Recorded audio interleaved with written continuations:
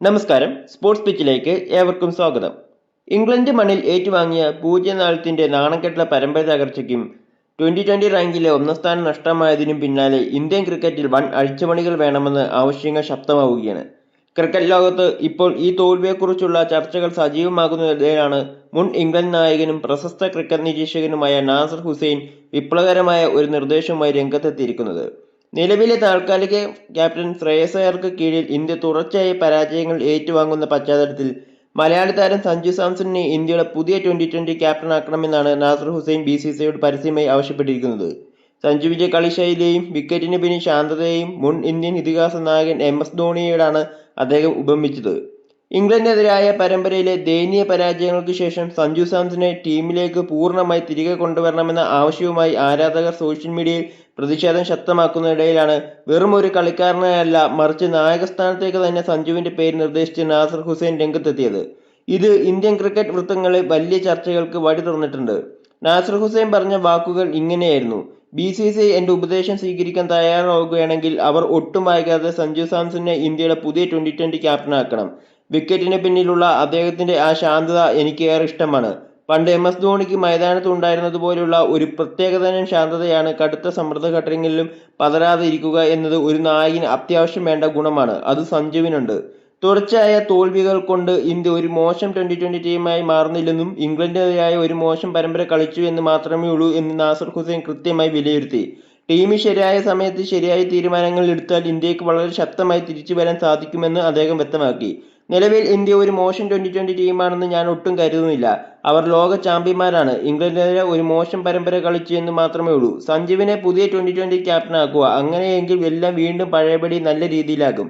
IPLൽ രാജസ്ഥാൻ റോയൽസിനെ വളരെ പരിമിതമായ സാഹചര്യങ്ങളിൽ നിന്നും മികച്ച രീതിയിൽ നയിച്ച് ഫൈനലിലെത്തിച്ച വലിയ പരിചയസമ്പത്തുള്ള നായകനാണ് സഞ്ജു സാംസൺ.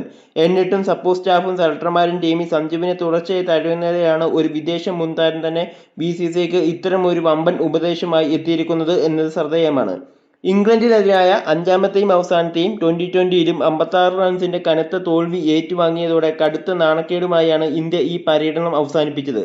5 മത്സരങ്ങളുടെ പരമ്പര 0-4 എന്ന സ്കോറിനാണ് ആതിഥേയരായ ഇംഗ്ലണ്ട് സ്വന്തമാക്കിയത്. തലാടി നടന്ന മത്സരത്തിൽ ടോസ് നേടി ബോളിംഗ് തിരഞ്ഞെടുക്കാനുള്ള ഇന്ത്യൻ ക്യാപ്റ്റൻ ശ്രേയസ് അയ്യരുടെ തീരുമാനം തുടക്കത്തിൽ തന്നെ പാളിപ്പോവുകയായിരുന്നു. ഇന്ത്യൻ ബൗളർമാരെ നിർദ്ദയം തല്ലിച്ചതച്ചുകൊണ്ട് ഇംഗ്ലണ്ട് നിശ്ചിത 20 ഓവറിൽ 257 എന്ന കൂറ്റൻ സ്കോർ ബോർഡിൽ പടുത്തുയർത്തിയത്. ക്യാപ്റ്റൻ ജോസ് ബട്ട്ലറുടെയും 131 ഹാരി ബ്രൂക്കിന്റെയും 95 നോട്ടൌട്ട് ബാറ്റിംഗ് താണ്ഡവമാണ് സന്ധാനി കണ്ടത്. 258 റൺസ് എന്ന ഹിമാലയൻ വിജയലക്ഷ്യം പിന്തുടർന്ന് മറുപടി ബാറ്റിംഗിന് ഇറങ്ങിയ ഇന്ത്യയ്ക്കായി വൺഡൗൺ ഇറങ്ങിയ ഇഷാൻ കിഷ് 56, വൈസ് ക്യാപ്റ്റൻ തിലകവർമ്മ 53 എന്നിവർ അർദ്ധ സെഞ്ചുറികളുമായി നന്നായി പൊരുതിയെങ്കിലും മറ്റു ബാറ്റർമാരിൽ നിന്നും പിന്തുണ ലഭിച്ചില്ല. ഒടുവിൽ ഇന്ത്യയുടെ പോരാട്ടം 20 ഓവറിൽ 201-8 അവസാനിക്കുകയായിരുന്നു.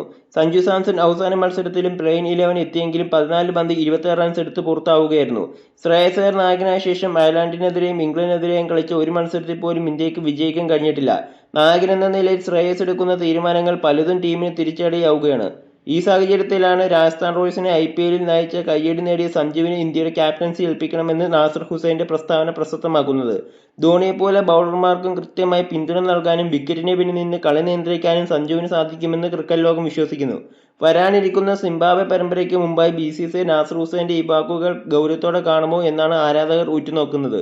ടീമിൽ വലിയൊരു അഴിച്ചുപണി നടത്തി സഞ്ജു സാംസണെപ്പോലുള്ള ഒരു മികച്ച ലീഡറെ തന്ത്രപ്രധാനമായ സ്ഥാനങ്ങളിലേക്ക് കൊണ്ടുവന്നാൽ മാത്രമേ ഇന്ത്യക്ക് തങ്ങളുടെ നഷ്ടപ്പെട്ട 1-ാം നമ്പർ റാങ്കിംഗ് തിരിച്ചുപിടിക്കാൻ സാധിക്കൂ.